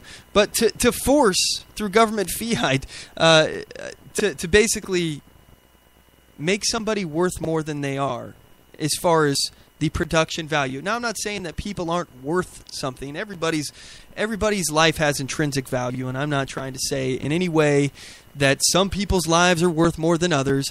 Although if you look on a checkbook, somebody's life might actually be worth monetary money more than someone else's. You know, I can tell you I don't have much to my name, but you know, Donald Trump, for example, he has a lot more. So, and actually, it's kind of funny that we are mentioning Donald Trump now. I just want to talk to you guys for a second, just a quick second, because I don't like the fact that Donald Trump has been in the news constantly, and I feel like he's sucking the air out of the conversation. And we got some really good candidates in the race for the presidency, and in my opinion, Donald Trump is just not one of them. But he's taking away a lot of the time that we would have had to discuss or bring light to other candidates, other better candidates, for example. And for the record, why I don't like Donald Trump, I'll give it to you straight real quick, and you guys can correct me if I'm wrong. Please feel free. You can either call in 360-450-5625. You can email us, talk@OnTheMoveShow talk@OnTheMoveShow.com, or get us on Facebook.com/OnTheMoveShow, or at OnTheMoveShow on Twitter. So anyway, Donald Trump, number one, is a progressive. He used to be a Democrat. He donated, I believe, $100,000 to the Clinton Foundation. Basically, it's a fund where it's a slush fund, essentially, a political slush fund, under the guise that it's a kind of like a charitable foundation, but they pay their employees out of it. It goes towards their campaign money and stuff as well. They pay for their lavish expenses, such as private jets and hotels and things like that. But yeah, anyway, he's been a Democrat. I have no problem with people that switch their view on things if you've learned things and you can eloquently describe why you've switched your view. But he hasn't switched his view. He's all about the rhetoric and not about the policy. His policy is progressive. He believes in taking money out of your bank accounts and giving it to other people. He believes in the socialized medicine, essentially Obamacare, where you're paying for other people's health care. He believes that you have to do that. He believes in a pathway to citizenship, which, by the way, I think is the most ridiculous thing. That is amnesty. FYI, pathway to citizenship, amnesty. That means that you're taking people who are here illegally and you're waving a magic wand and saying that now, boom, you're legal. And I'm against that, and all the good conservative candidates that are in the race right now on the Republican side are against that, and I think there's a lot of people that are better choices than Donald Trump. I'm just saying, I'm having a little bit of Trump trauma from all the discussion about him, and the fact that he is being touted as tough on immigration, which he's not. He's actually for a pathway to citizenship, and actually he's to the left of Jeb Bush, which I think is way too progressive to begin with. So Jeb Bush actually thinks that they should get legal status, not a pathway to legal status, not citizenship, but legal status, which is still outrageous to me, but I digress. Anyway, there are many, many other reasons why I'm not a big fan of Trump. I'm sure he's a great human being, and I'm sure he wipes his butt with $100 bills, and that's all fine and dandy, but whatever. I will not vote for him, and if he is running in the next election, I'll be voting third party. That's just me. I'm not one of those guys to tell you who to vote for, who not to. I'm just letting you know my thought process. You vote for whoever you want to. Do your own research. If I'm wrong on any of this stuff, call me out. I don't think I am. I've done my research on the Trump. But anyway, so I want to get into this shooting that took place, and it looks like we're not going to have a ton of time to get to this. But I want to cover the shooting that happened in Tennessee, and for me, I think this is a horrible. You can't even really say a tragedy. This attack was diabolical. It was evil. To attack people who are unarmed, first of all, I mean, is morally wrong. Everyone knows that. But one thing I just want to point out is the lack of our media to call this attack a terror attack. I mean, obviously, it is a terrorist attack, being that the gunman spread terror by doing this. We don't know his motives necessarily, but let me just play a clip for you real quick here on this shooting in Chattanooga. This is a clip from CNN, and they're discussing the Naval Reserve shooting that happened, and this is let's see, on CNN.com. Here we go. Here's a clip. some reason, it's not playing now. I don't know what happened. I'll reload the page. Give me a second. All right, yeah, I don't know what's going on. But yeah, so anyway, this is another victim. There we go. Petty Officer Randall Smith's name is added to this makeshift memorial outside the Chattanooga recruiting office where a deadly shooting spree began on Thursday. We just released 5 flags. He was the 5th service member to die at the hands of 24-year-old gunman Mohammed Yosef Abdulaziz. Investigators are still trying to find a motive. The shooter's recent trip to the Middle East raising concerns of a connection to terror groups. ISIS and other terror organizations have long called for attacks on military locations like these, according to analysts. The American military is the most high-value target for ISIS. Going after, as I say, military targets in the U.S. homeland, they want nothing more than that. Critics, like Sergeant Alonzo Lunsford, who was injured in the 2009 Fort Hood shooting, say military sites like these are easy targets because service members here aren't armed. We have to be allowed to fight with both our hands and not with one behind our back. So arm our military personnel. We have the training, we have the restraint to use these weapons because we use it in the theater of war. It's obvious that the war is now on our home soil. Navy officer Randall Smith and 4 Marines were shot and killed at the Naval Service Center about 7 miles from this recruiting office, where bullet holes riddled the doors, but nobody was hurt. A veteran who often works with the recruiters in this office said he believes the deadly shooting could have been stopped right here in this parking lot. If somebody in there, anybody was armed, what kind of difference do you think that would have made? They would have been able to low crawl out the back door and come around and flank the parking lot, and they would have been able to handle the situation. So, again, we have another situation where people who aren't able to carry guns are attacked by an armed man who apparently didn't care that it was a gun-free zone. This seems to be a continuing thing that we have been seeing over and over and over again. These madmen, these terrorists are attacking the helpless. They're picking the soft targets, and it's despicable. Obviously, if somebody had a firearm, perhaps the outcome could have been different. We'll never know. But our politicians have made it so the people who we trust most with firearms, the military, those servicemen and women who are protecting us right now, we don't trust them on the base to be armed, that we don't trust them to be able to do it, to carry it, even if they're not on duty, for example. I know from personal experience, they restrict carrying of firearms by service members on the base. So unless you're transporting it to your home, off base, if you live on base and you're transporting it to your home there, or from your home, off base, to the armory, things along those lines, they do not allow you to carry a firearm. You can't carry a concealed. Even if you have a concealed carry permit for the state that your base is located in, they don't honor it. You can't open carry. I don't understand why we don't trust our servicemen and women to carry firearms on a base. These people are highly trained with weapons, and they obviously are targets. I don't understand. Anyway, I just want to point out some interesting facts related to this shooter. They were saying that there's no possible way that this could be terrorist-related. No terrorist would have attacked during the holy month of Ramadan, which... let's also point out the fact that in Afghanistan and Iraq, we notice an uptick in attacks during the holy month of Ramadan. So these terrorists believe that this is a holy cause, so why wouldn't they increase their attacks? In addition to that, people say, oh, well, he can't be a Muslim terrorist. He can't be a devout Muslim, which he claimed to be. People say that he was a devout Muslim.